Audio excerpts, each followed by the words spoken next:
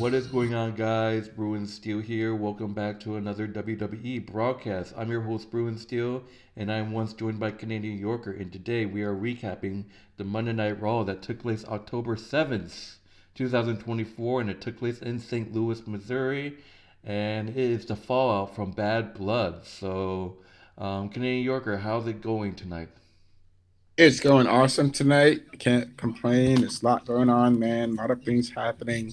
It's been a really busy week, but I'm happy to be here this Wednesday night talking to everybody about the fallout from Bad Blood, and can't wait to share my thoughts about it.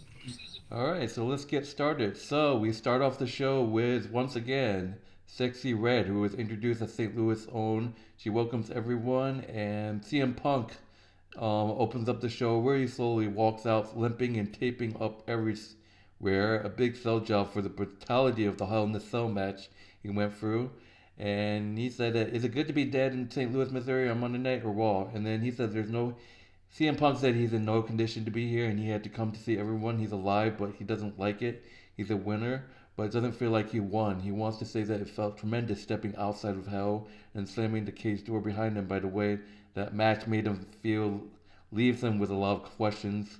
CM Punk doesn't know what the future holds for him. He told us that he has zero Hell in the Cell matches in him, and he was right about that. He's banged up. He's worse than he has ever been in his life, and he loves them too, and he doesn't know. He said he wants to thank three groups of people who had a lot of common with him. They care first his fans, second his peers, and then last the people who don't like him at all. He said he's going to home to see his wife, and while he would like to say he'll see everyone soon, he just doesn't know.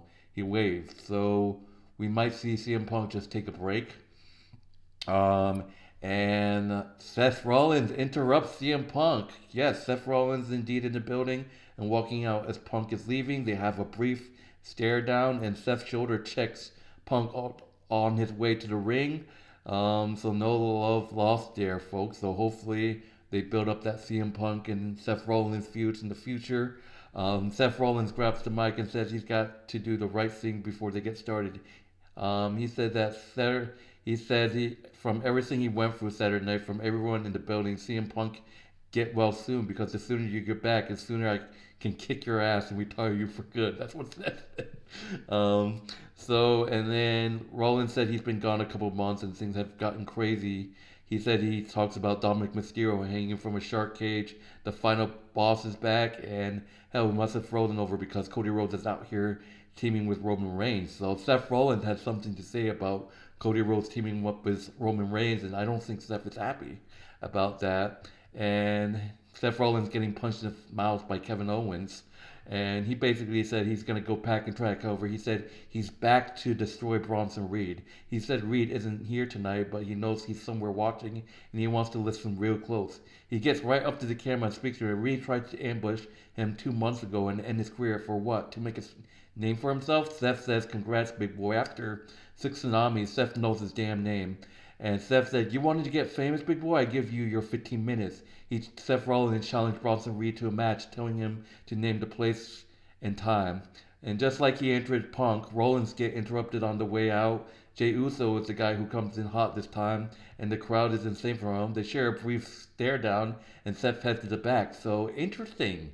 Seth Rollins, we thought Seth Rollins had some good deeds with Jey Uso, but it looks like Seth Rollins doesn't want anything to do with Jey Uso. Maybe he's jealous that now Jey Uso's champion, but now he doesn't have his title.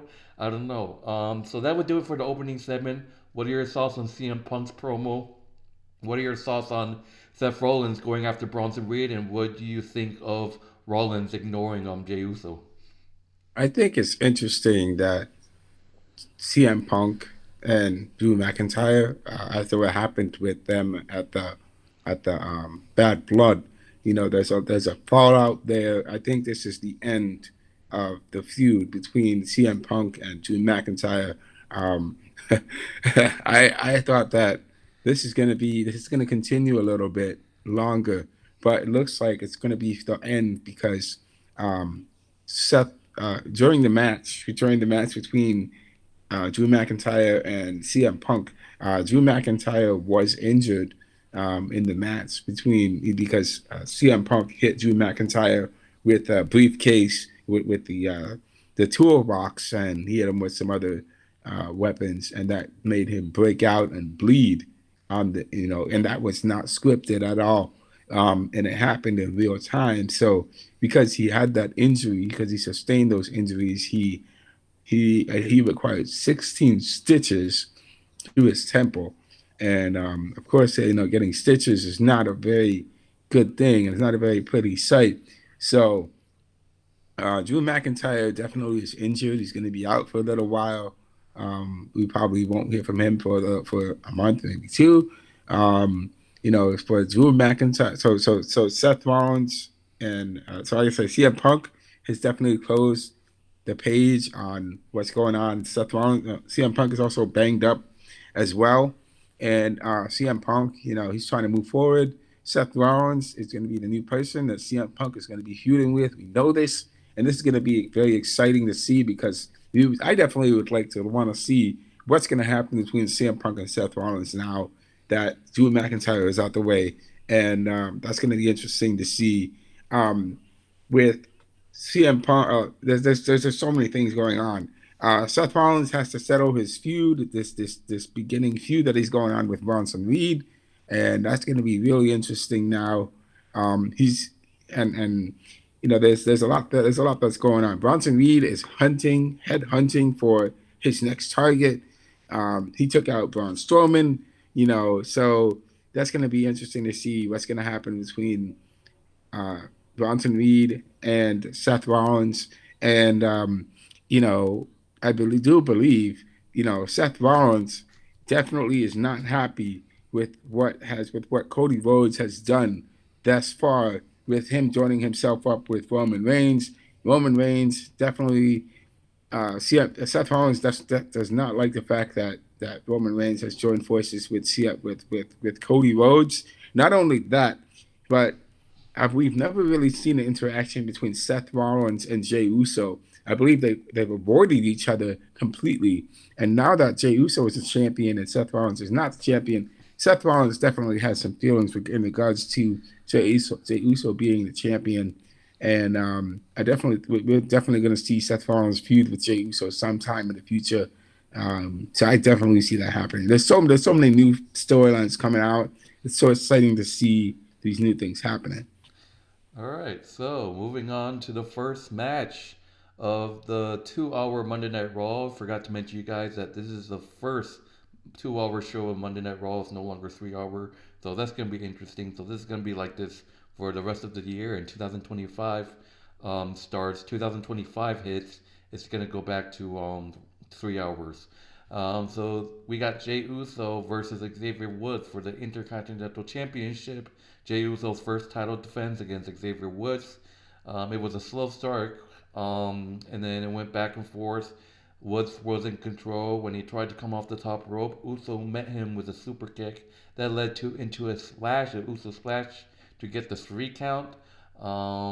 Didn't really watch it because I was at work, but Jey Uso defeats Xavier Woods by pinfall to retain the Intercontinental Championship. So Jey Uso successfully, in his first title defense, defeats Xavier Woods. But after Jey Uso went to shake Xavier Woods' hands, Woods clearly pissed, decided not to shake it. Instead, he walked around him and called for Kofi Kingston to come with him.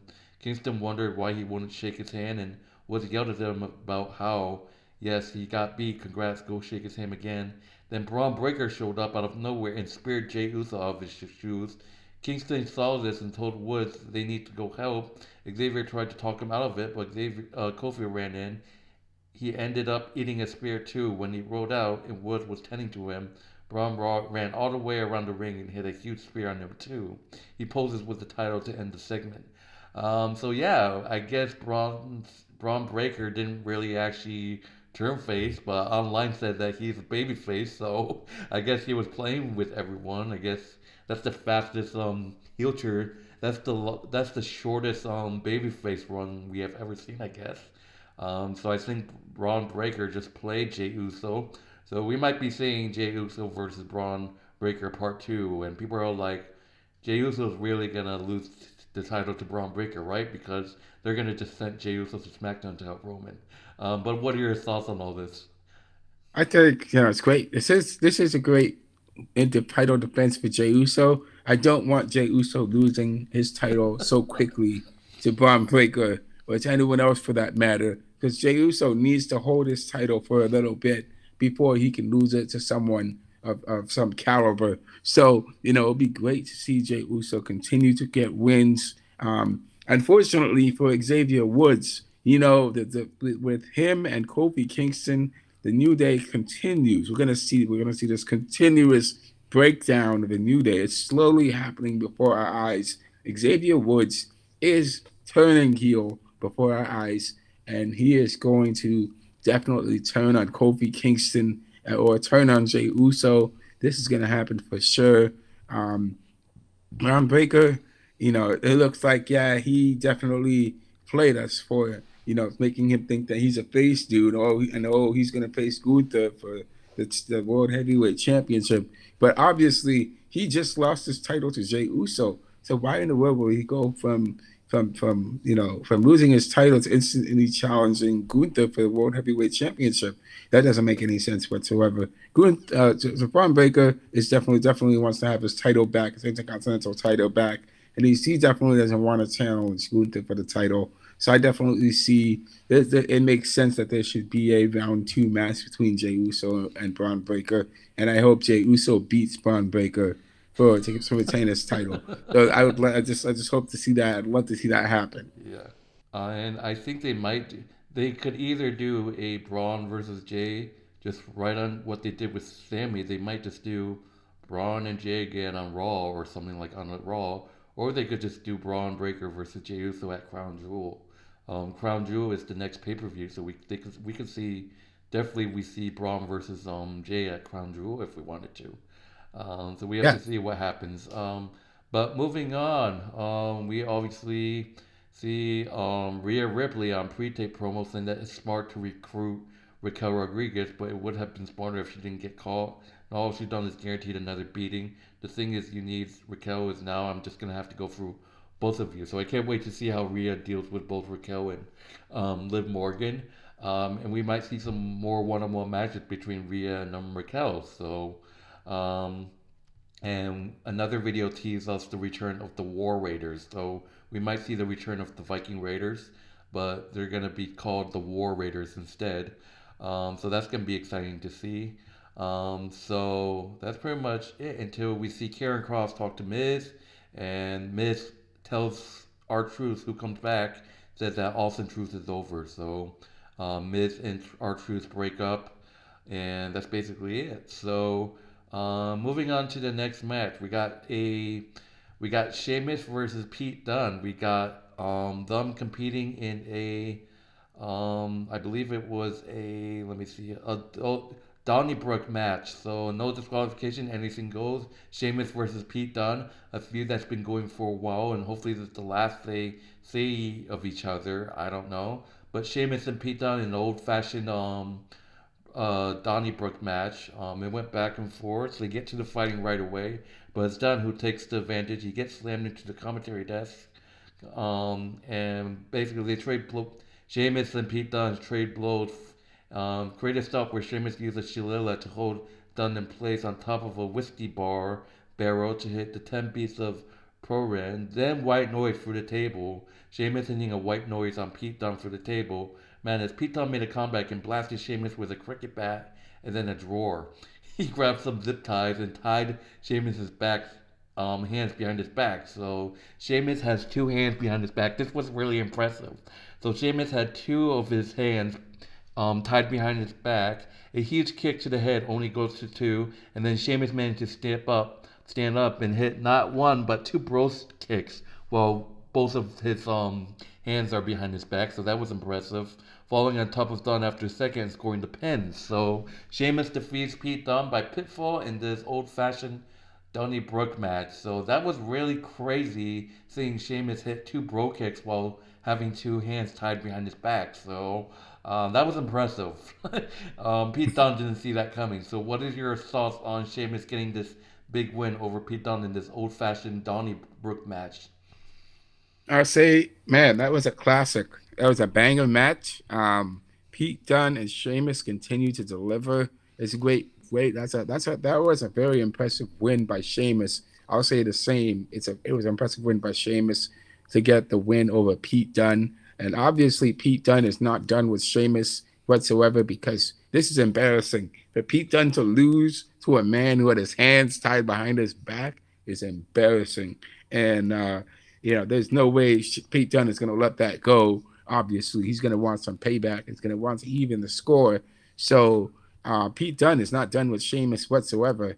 And I will say, I think I watched the crowd when while the match was going on. A lot of people still love Sheamus. A lot of people believe in Sheamus. A lot of the crowd was really behind Sheamus, and I kind of noticed that. I picked up on the fact that the crowd was into the match. People were really surprised with what happened, and it was quite an impressive match. But I'd say there's Sheamus is definitely one of those guys that can take it far. I would love to see Sheamus in a title match, challenging Jey Uso or challenging Gunther for the World Heavyweight Championship. He hasn't won those matches in a while. This man, he could definitely challenge Cody Rhodes. See, there's so many more opponents for Cody that Cody could go after. Cody doesn't always have to challenge Kevin Owens or Randy. He can challenge Sheamus. He can get Pete Dunne. Those guys would be a great matchup for him. But right now, he's just involved in stale matches with people that that are good wrestlers, but they're not bringing the heat. And in this match, we saw both these guys can actually bring the heat. And so, I'd love to see more variety there. But it's a great pickup win for Sheamus nonetheless. All right, so moving on, we actually see Cody Rhodes at Raw live, and he's got asked about how he feels about Crown Jewel, and basically he runs into Sami Zayn, who tells him he plans on being the guy Cody will face at Crown Jewel if they need to cut about. Cody cuts him off and says he really is just here to see what it takes. He wishes Sami Zayn good luck and he hopes he pulls it off. And basically, the Judgment Day arrived. Raquel Rodriguez was driving. They asked if Raquel is officially a member of the Judgment Day. Liv doesn't want to answer, and Dom says they should just leave. They all get into the back with Jackie trying one more time to ask Raquel if she's an official member. She said nothing and climbs in the driver's seat. So this is interesting. So, yeah. So let's move on. But before we do, any thoughts about this whole Raquel situation? Do you think she's in the Judgment Day, or do you think she's just there to just protect Liv and Dom? I definitely think she's in the Judgment Day. I definitely think she's not there to protect Liv and Dom. She's there to protect Liv Morgan first of all, Yeah, not Dominic. yeah. I'm feeling a So betrayal coming. I think like Carlito's gonna get kicked. My gut saying something's not right. I think I'm feeling a betrayal coming. I mean, Carlito is the weakest link in this group. Carlito is also one of the oldest member in the group too. It would make sense. I don't know. I I would think say Carlito. Hey, people are saying that JD McDonagh is going to get betrayed by Finn and Carlito's going to get betrayed. They said that both Carlito and JD McDonagh is going to get kicked, but with the whole relationship that JD McDonagh has with Finn Balor, I don't think it's going to happen. yeah, I don't think so either. I think I don't really understand. I don't really know much about JD McDonough. I think JD McDonough needs to stay in the Judgment Day, to develop himself a little bit more. I mean, honestly, we have been talking about this for I, weeks. The if Judgment Day, they are lacking manpower. They're lacking firepower right now. They need somebody that can stand up to to Damian Priest and Rhea Ripley. They don't have that intimidation aura. They need somebody that can fill that spot. They're missing that. All right, So so moving on, we got a 10-woman tag team match. We got the Unholy Union teaming up with Pure Fusion Collective versus Lyra Valkyria, Kayden Carter, and Kayden Chance, and Zelina Vega and Natalia. Wow. oh, So a 10 woman tag team match. Zoe Stark kicks it off, making fun of Chance for her facial gear. Naturally, the action breaks down, and literally everyone hops to the ring and start brawling with everyone else. They managed to get everyone back where they were supposed to be and continue the match. Of course, after Vega got some good offenses, they went right back into everyone getting in and getting shots in. Only this time it was one at a time. By the end of it, Lyra Valkyria managed to tag herself in and hit a big leg drop off of the top rope on Sonya Deville to get the 3 count. So you got Lyra Valkyria, Carter and Chance and Vega and Natalia defeating Unholy Union and Pure Fusion Collective by pinfall. So the babyface is picking up a huge win in this 10-woman tag team match. Lyra Valkyria, Kayden Carter, Kayden Chance, and Zelina Vega and Natalia defeating Pure Fusion Collective and the Unholy Union by pinfall. What are your thoughts of this match? My thoughts on this match is a great win, great pickup win for the faces, for Lyra, for Zelina Vega. They've all been getting their butts kicked by all those teams, man. They've been getting taken out. So it's a great pickup win for them to get. It's a great pickup win for them. You know, one of the things that I've been thinking about, I just thought about this. What if all those teams, what if that 5 woman team actually fuses and becomes a whole new entity in itself? If you have uh uh Zoe Stark, you have Unholy Union, you have uh all of them coming together now. If they come together and form some sort of super heel team, just like how Damage Control was, man, they're gonna see a dangerous team from the women's formed in the women's division, and it's gonna be interesting to see if that happens. I would find it really interesting to see if what if all those heels come together to take out the competition. Um, but we'll have to see what's going to happen with that. But that's a great pickup win for the ladies, and good pickup win for Zelina and Natalia. We haven't seen Natalia win any matches, but it's great to see Natalia get the win. Chance and Carter, wonderful pickup win for them. You know, they have been out for some time, but good to see them get the win. All And also right. for Lyra, too. All right, so main event time, but before is announced that Bianca Belair and Jade Cargill will defend their WWE Women's Tag Team titles against Damage Control. So they're gonna defend it against Kairi Sane and Io Sky next week. So I can't wait for that. We have to see what happens. Imagine if Damage Control actually gets it, man. So, but we have to see what happens. I think Bianca and Jade will retain. They definitely could beat Damage Control, but you never know. You might see Damage Control win the titles, but we have to see what happens. Um, Yeah, we're gonna yeah. bring back the Kabuki Warriors, maybe that, but that was Asuka and Kairi Sane. Sorry, wow. But we have to see what happens. But main event time, we got the World Heavyweight Championship match between Gunther and Sami Zayn. Like I said last week, Sami Zayn finally gets his wish after trying to persuade Gunther to give him the match. Gunther finally retaliates and gives Sami Zayn last week a powerbomb and then accepts the match. And here we are, Sami Zayn Gunther Part 2 after WrestleMania. Gunther and Sami Zayn, instead of again for the IC titles for the World Heavyweight Championship. It was all Gunther in this match. They talked about it was like largely the same at WrestleMania. Zayn starting throwing punches, but the champ cut him off. Sami gets out of a sleeper by a blue thunderball, but only got a 2 count on it. Then right into the coming backs, Zayn was chasing Gunther to the outside. The champ fights him off, and the challenger gets exploded into the barricade. Then a Haruma kick while he's still there. The referee counting them both out up to 6. Sami Zayn trying to pick Gunther up and gets him back to the ring. Uh, Zayn resets the count by jumping in the ring. He eventually gets him there and sets up for another Haruma kick.